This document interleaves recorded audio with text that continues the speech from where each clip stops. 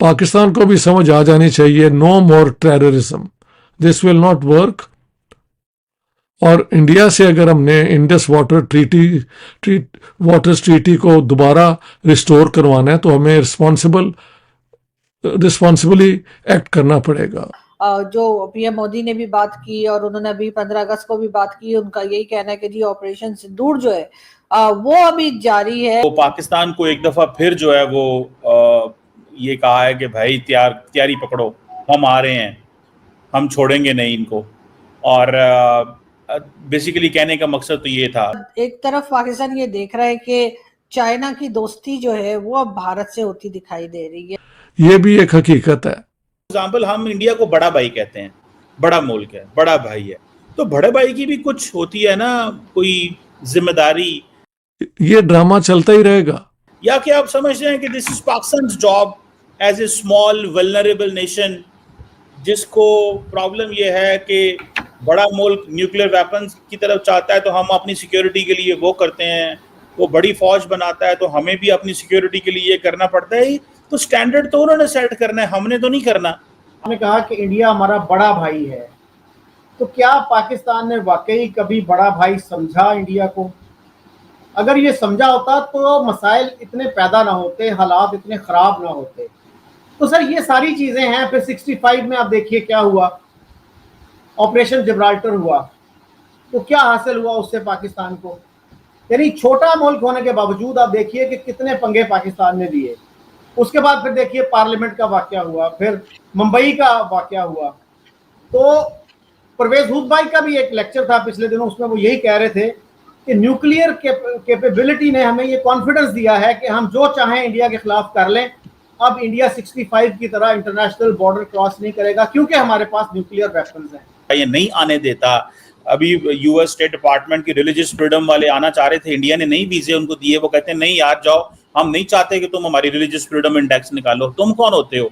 तो ये तो ममालिक अपनी मर्जी करते हैं चौर साहब, पाकिस्तान अकेला नहीं, इंडिया भी इस चीजों में बहुत सारी है। लेकिन सवाल ये है चौर साहब कि अब कश्मीर इशू जो है वो एक डिस्प्यूटेड टेरिटरी है।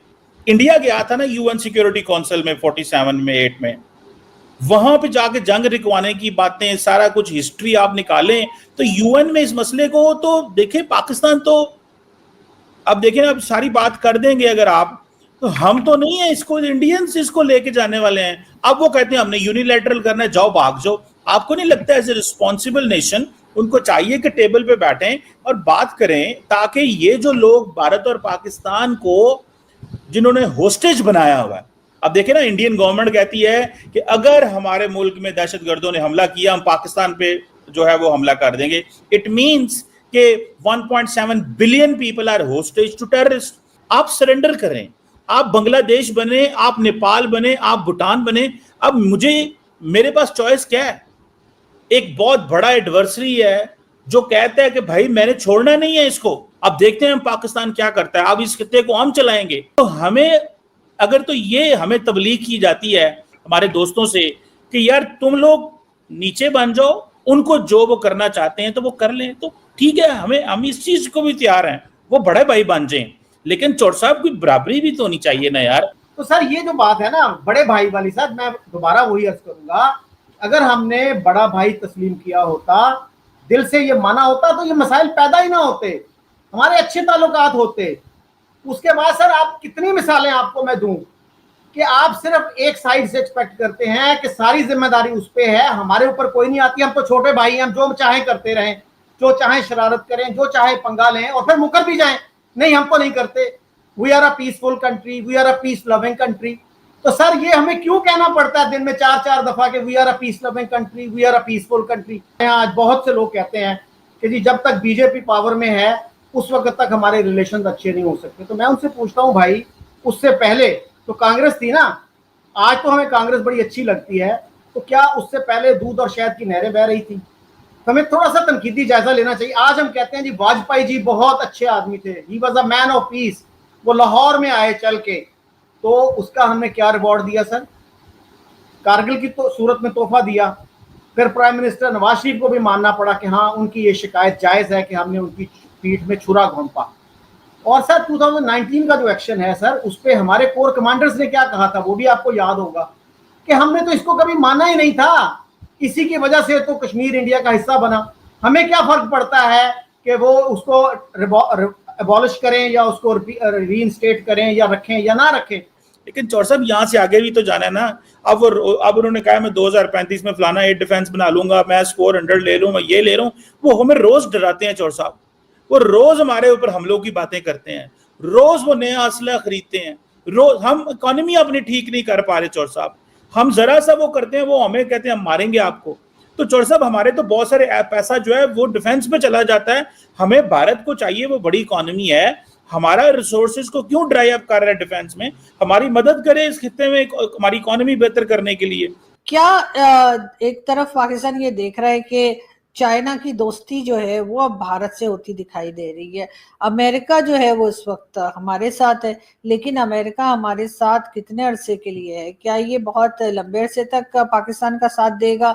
क्या बहुत लंबे अरसे तक पाकिस्तान से अमेरिका को कोई काम है जो वो हमें फंड भी करता रहेगा और हमारा साथ और हमारी वाह प्रोडक्शन भी हमारे लिए करता रहेगा? क्या ऐसा ही लगता है?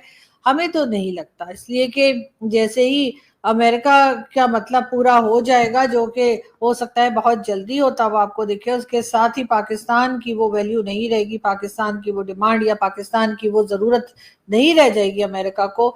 और एक बार फिर भारत के साथ उनकी बातचीत और भारत के साथ उनके टर्म्स जो है वो ठीक हो गए, तो हमें वैसे ही कॉर्नर कर दिया जाएगा जैसे कि पहले भी कई बार हमने ऐसा होते हुए देखा।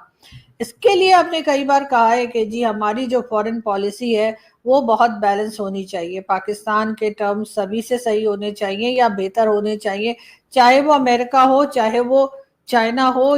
ऑपरेशन सिंदूर के बाद पाकिस्तान ऐसे बढ़ के मार रहा था जैसे मानो भारत का उन्होंने इतना बड़ा नुकसान कर दिया हो कि कई सालों तक भारत इससे उभर नहीं पाएगा। लेकिन अब धीरे धीरे पाकिस्तान अपनी पोल खुद ही खोल रहा है, क्योंकि पाकिस्तान फिर से वैसे ही बातें कर रहा है जैसे ऑपरेशन सिंदूर से कुछ महीनों पहले बातें किया करता था। पाकिस्तान कह रहा है कि भारत हमारा बड़ा भाई है और बड़े भाई को सब्र रखना चाहिए और पाकिस्तान को हर रोज इतना डराना नहीं चाहिए। इसकी वजह से हमारे बहुत बुरे हाल हो जाते हैं और पूरे देश में एक डर का माहौल बन जाता है।